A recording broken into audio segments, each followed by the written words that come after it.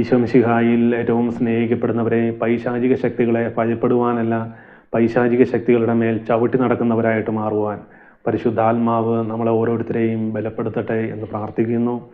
ഒരു ദിവസം ദിവ്യകാരുണ്യ ചാപ്പലിൽ നിന്ന് പ്രാർത്ഥിച്ചിട്ട് പുറത്തിറങ്ങിയപ്പോൾ എൻ്റെ കൂടെ 2 പേരും കൂടെ ഉണ്ടായിരുന്നു. ഞങ്ങൾ 3 പേരും മുട്ടിന്മേൽ നിന്ന് കുരിശ് വരച്ച് പ്രാർത്ഥിച്ചിട്ടാണ് പുറത്തേക്ക് ഇറങ്ങിയത്.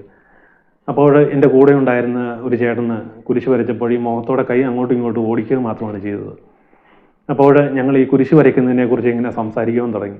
അപ്പോൾ ഞാനിങ്ങനെ പറഞ്ഞു, നമ്മൾ കുരിശടയാളത്തിൻ്റെ ആകൃതിയിൽ നമ്മളെ തന്നെ കുരിശ് വരച്ചും മുദ്ര ചെയ്യുമ്പോൾ പൈശാചിക ശക്തികളുടെ ഉപദ്രവങ്ങളിൽ നിന്നൊക്കെ സംരക്ഷണം ലഭിക്കും. അതുകൊണ്ട് കുരിശ് വരയ്ക്കുന്നത് എങ്ങനെയാണോ അങ്ങനെ തന്നെ കുരിശ് വരയ്ക്കണം എന്നിങ്ങനെ പറഞ്ഞു.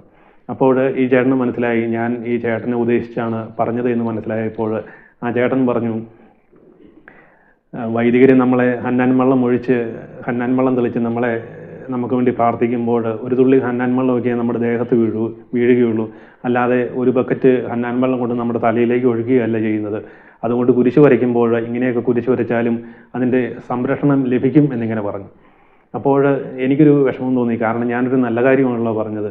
അപ്പോൾ ചേട്ടൻ അത് സ്വീകരിച്ചില്ലല്ലോ എന്നോർത്തൊരു വിഷമം വന്നപ്പോൾ പരിശുദ്ധാത്മാവ് വേഗം എൻ്റെ ഉള്ളിലേക്ക് ഒരു ചിന്തയിട്ട് തന്നു. ട്രാൻസ്ഫോമറിനെ പറ്റി സംസാരിക്കുവാൻ പറഞ്ഞു. അപ്പോൾ ഞാനിങ്ങനെ ഈ ട്രാൻസ്ഫോമറിനെ പറ്റി ചേട്ടനോട് ഇങ്ങനെ പറഞ്ഞു, ചേട്ടാ ട്രാൻസ്ഫോമർ നമുക്കറിയാം, ട്രാൻസ്ഫോമറിനെ തൊട്ട് കഴിഞ്ഞാൽ കറണ്ട് അടിക്കും, അല്ലെങ്കിൽ അതിൻ്റെ അടുത്ത് ചെന്ന് കഴിഞ്ഞാൽ ഷോക്ക് അടിക്കും, അപകടങ്ങൾ സംഭവിക്കും. അതുകൊണ്ട് ഈ ട്രാൻസ്ഫോമറിൻ്റെ അടുത്തേക്ക് പോകാതിരിക്കുവാൻ വേണ്ടി അതിൻ്റെ മുമ്പിൽ ഒരു ഇൻഡു ചിഹ്നം ഇട്ട് വെക്കും. കാരണം അതിനെ സ്പർശിക്കരുത്, അല്ലെങ്കിൽ അകത്തേക്ക് പ്രവേശിക്കരുത് എന്ന് നമ്മളെ കാണിക്കുവാൻ വേണ്ടിയാണ് ഇൻഡു ചിഹ്നം ഇടുന്നത്. എന്നാൽ അതിനു പകരം ഒരു വര മാത്രമാണ് അതിന് മുമ്പിൽ ഇട്ടിരിക്കുന്നതെങ്കിൽ നമ്മൾ അതിനെ ചെന്നത്തോടും സ്പർശിക്കും, നമുക്ക് കറണ്ടൊക്കെ അടിക്കും. അതുപോലെ നമ്മൾ വിശുദ്ധ കുരിശ് എങ്ങനെയാണോ വരയ്ക്കേണ്ടത്, കുരിശടയാളത്തിൻ്റെ ആകൃതിയിൽ നമ്മളെ തന്നെ വിശുദ്ധ കുരിശിനാൽ മുദ്ര ചെയ്യുമ്പോൾ ഒരു പൈശാചിക ശക്തിയും നമ്മുടെ നേരെ നിൽക്കുകയില്ല. പ്രിയപ്പെട്ടവരെ, ഞാനിത് പറയുമ്പോൾ നമ്മളൊന്ന് ചിന്തിച്ചാൽ മതി. പണ്ട് ഞാനും ദേവാലയത്തിലേക്ക് പോകുമ്പോൾ ആരെങ്കിലും കുരിശ് വരയ്ക്കുന്നത് കാണുമോ എന്നോർത്ത് അങ്ങോട്ടും ഇങ്ങോട്ടും 2 കൈ ഓടിച്ചിട്ട് വേഗം കസേരയിൽ കയറിയിരിക്കും.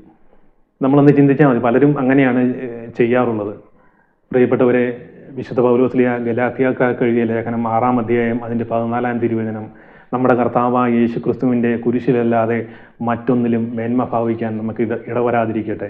പ്രിയപ്പെട്ടവരെ, കുരിശ് വരയ്ക്കുമ്പോൾ നമ്മളെ തന്നെ വിശുദ്ധ കുരിശിനാൽ മുദ്ര ചെയ്ത് പ്രാർത്ഥിക്കുമ്പോൾ ഒരു പൈശാചിക ശക്തിയും നമ്മുടെ നേരെ നിൽക്കുകയില്ല. പ്രിയപ്പെട്ടവരെ, നമ്മൾ എഴുന്നേൽക്കുമ്പോൾ, അല്ലെങ്കിൽ വണ്ടി ഓടിക്കുമ്പോൾ, ജോലി ചെയ്യുമ്പോൾ, പ്രിയപ്പെട്ടവരെ, നമ്മൾ കുരിശ് വരയ്ക്കുമ്പോൾ പൈശാചിക ശക്തിയിൽ നിന്നും നമുക്കെല്ലാവർക്കും സംരക്ഷണം നമുക്ക് ലഭിക്കും.